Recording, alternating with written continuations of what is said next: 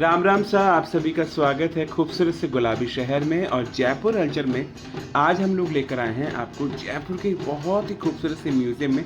जी हाँ, Albert hall, जो कि अपनी खूबसूरती का एक उत्कृष्ट उदाहरण कहा जा सकता है, न कि जयपुर में बल्कि पूरे राजस्थान में, या यूँ कहिए कि पूरे विश्व के अंदर।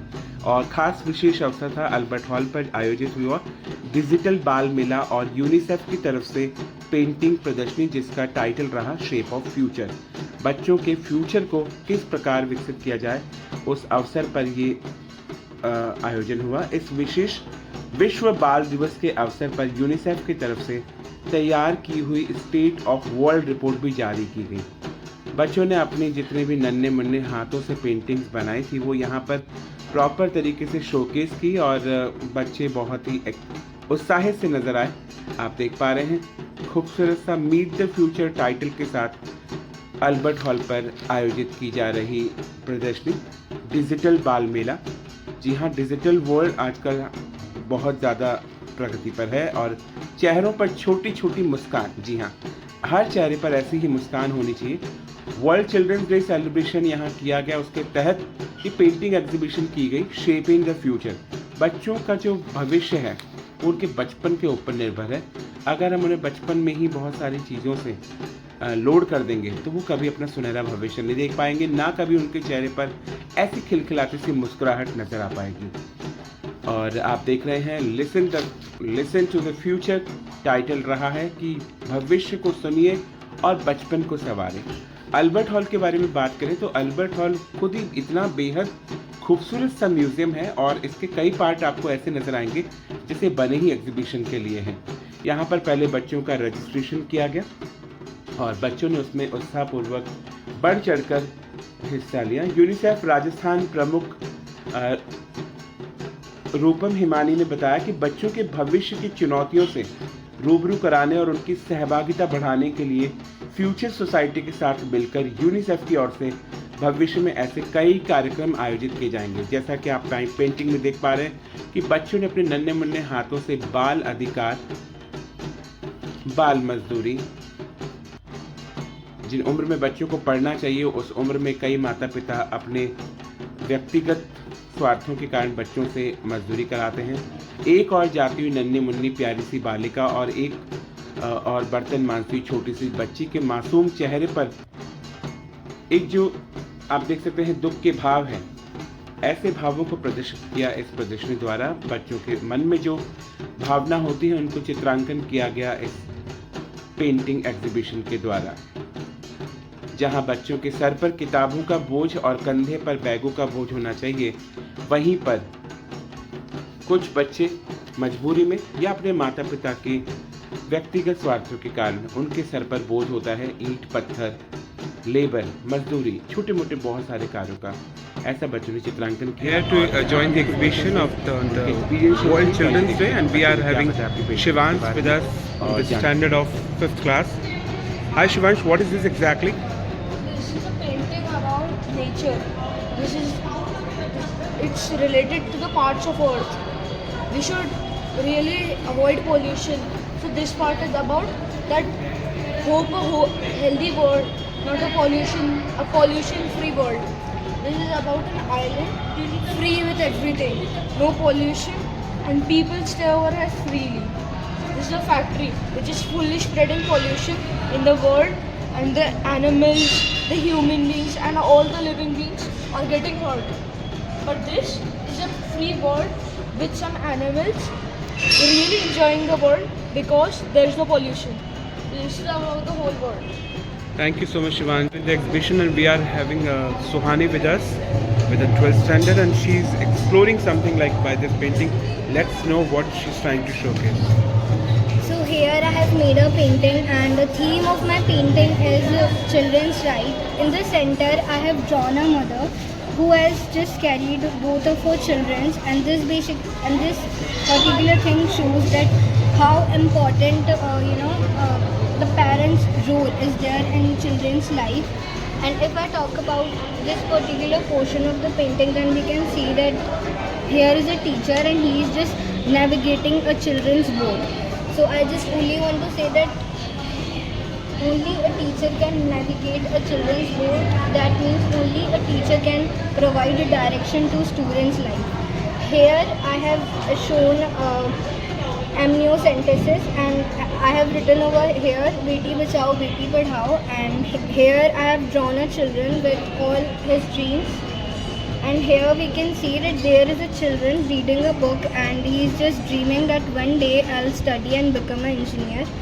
And here I have talked about child marriage, and here I have shown that instead of bricks there should be books in children's hands. So here I have shown that we should stop child labor. Thank you. जैसा कि आप सभी are exploring this exhibition, we are having Lavanya with us और उनके पिताजी भी साथ में हैं। 5th स्टैंडर्ड से है, ये दिखाना चाह रही है एआई जो अभी काफ़ी बूम पर चल रहा है। हर जगह आप पढ़ते हैं, चाहे मीडिया में हो चाहे न्यूज़ में हो, एआई अभी कैसे डेवलप हो रहा है उसके बारे में पहले मैं आपको थोड़ा सा ब्रीफ दिखाते हैं कि स्मार्ट असिस्टेंट थोड़ा समझेंगे लावण्य से।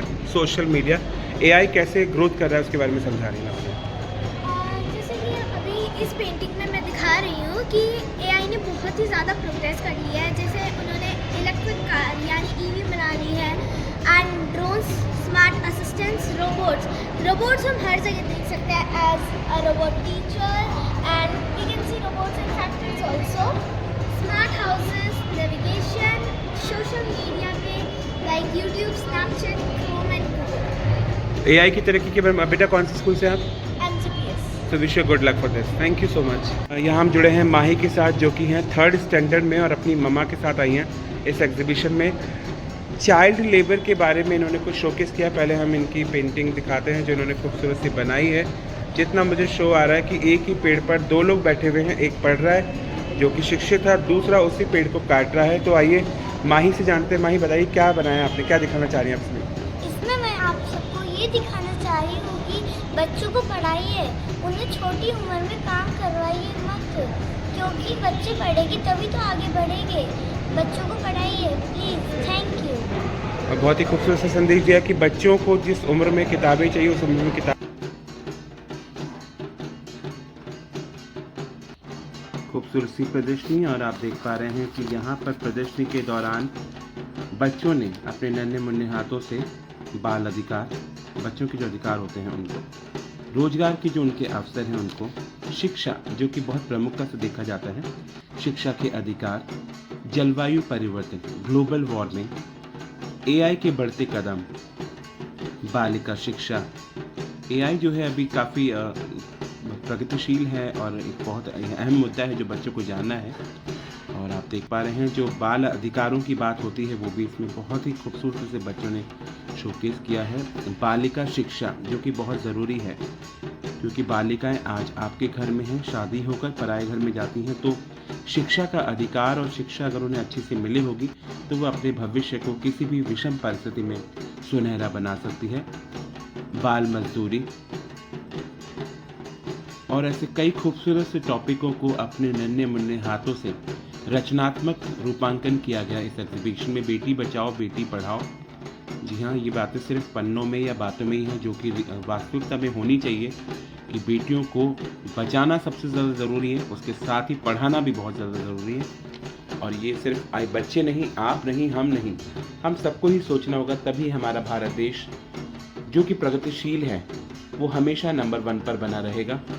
और प्रधानमंत्री मोदी जी जो चाहते हैं देश का सुनहरा भविष्य हो, जहां हर बालिका सुरक्षित हो, सम्मान से रहे, उसी इच्छा के साथ बच्चों ने प्रदर्शन किया। खूबसूरत सा प्रदर्शनी स्थल अल्बर्ट हॉल पर डिजिटल बाल मेला में बच्चों की विभिन्न रंगों को। कार्यक्रम के दौरान बच्चों को प्रोत्साहित करने के लिए विशेष अतिथि रहे सामाजिक न्याय एवं अधिकारिता मंत्री माननीय अविनाश गहलोत जी ने पोस्टर विमोचन किया और बच्चों के साथ अपने बचपन के सुनहरे पल साझा किए।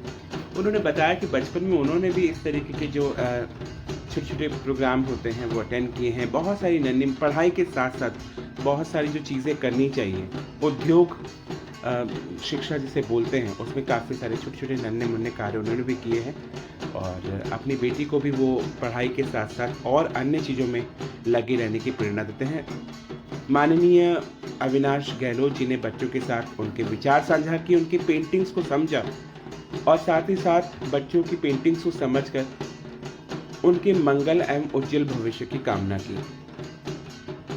बच्चों से बहुत बारीकी से उन्होंने विचार विमर्श किया और जाना कि क्या पेंटिंग्स के माध्यम से वो संदेश देना चाह रहे हैं, और बच्चों ने भी बिल्कुल कॉन्फिडेंट लेवल में इस प्रदर्शनी में माननीय अविनाश गहलोत जी के साथ संवाद कर अपनी पेंटिंग्स के बारे में डिस्कस किया। क्रिकेट एग्जीबिशन है तो आपने कहा कि आपके घर एक छोटी सी गुड़िया भी है, तो आपके बचपन में और अभी जो बचपन है उसमें आप क्या डिफरेंस देखिए, निश्चित ही आज के समय की बात करें, आज से 20 साल 30 साल पहले की बात में बहुत अंतर है।